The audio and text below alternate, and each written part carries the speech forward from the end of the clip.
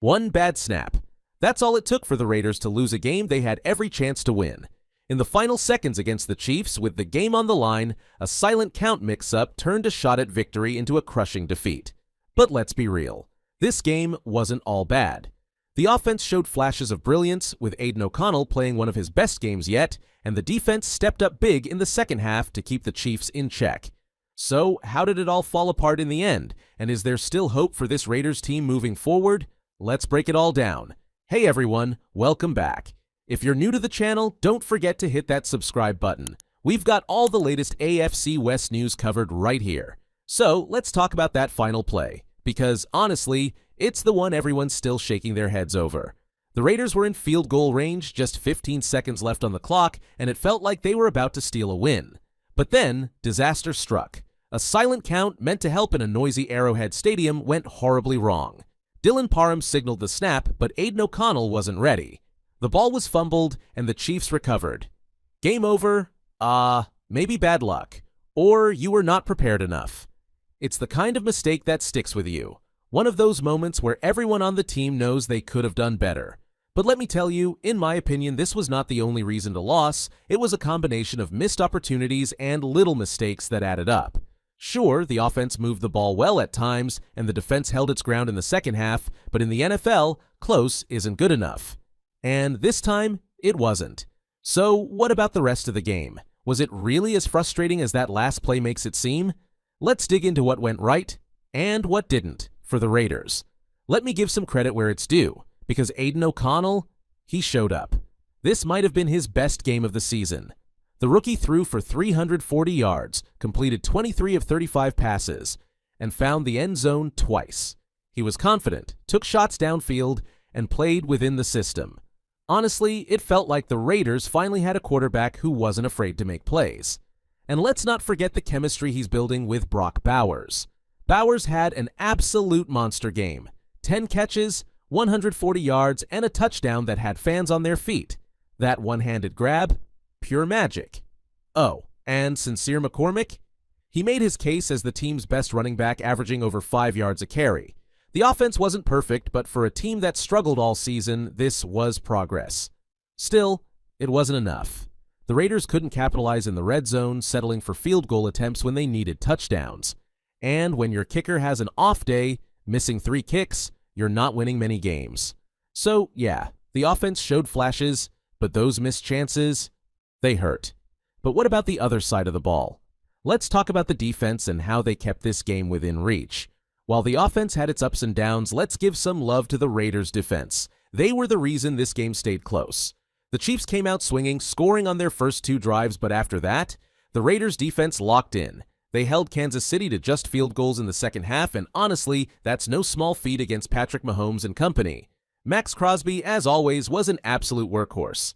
The guy doesn't quit, he's flying around on every single play. And Kayla Von Chason? He stepped up big, putting pressure on Mahomes and making life miserable for the Chiefs' offensive line. It wasn't just the big names either. Guys like Jack Jones and others in the secondary fought hard, breaking up plays and forcing the Chiefs to settle for points.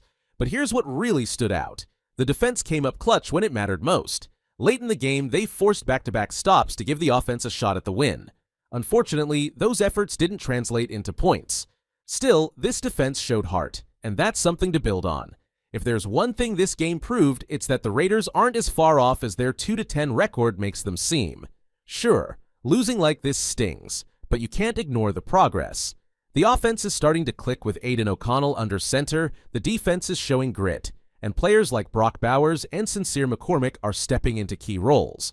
It's not just about individual performances, though, it's about the fight this team showed. Let's be real, when you're having a rough season, it's easy to just roll over. But that's not what we saw. Even against a powerhouse like the Chiefs, the Raiders kept battling right down to the final seconds. That says a lot about the mindset Antonio Pierce is building with this group.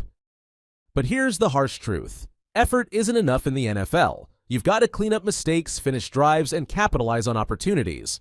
Those red zone struggles, they have to be fixed. Missed kicks, they cost games. And that silent count mishap, it's the kind of moment that separates wins from losses. So, what's next for this team? How do they turn close games like this into actual wins?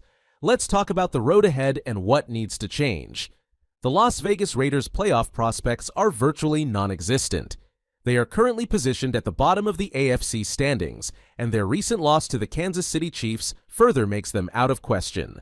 Looking ahead to the 2025 NFL Draft, the Raiders are in line for a high selection. As of Week 13, they were projected to receive the 3rd overall pick, tied with the Jacksonville Jaguars and New York Giants for the league's worst record. So, the Raiders have the chance to rebuild and strengthen their roster through the upcoming draft, aiming for a more competitive performance in future seasons. This is about the next season, and that is out of question, we know, but what do the Raiders need to do to stop these close games from slipping away? First off, they've got to figure out the red zone. The offense is moving the ball well, but settling for field goals just isn't going to cut it, especially when your kicker has an off day. Whether it's better play calling, sharper execution, or just trusting Aiden O'Connell to take more chances, they've got to find a way to turn those drives into touchdowns. Then there's the mental side of the game. Mistakes like that silent count mishap can't happen. It's frustrating because it's something that can be fixed with better communication and more focus in high-pressure moments. Games like this show how important the little details are. They can be the difference between winning and losing. On defense, the effort is there, but they need more consistency.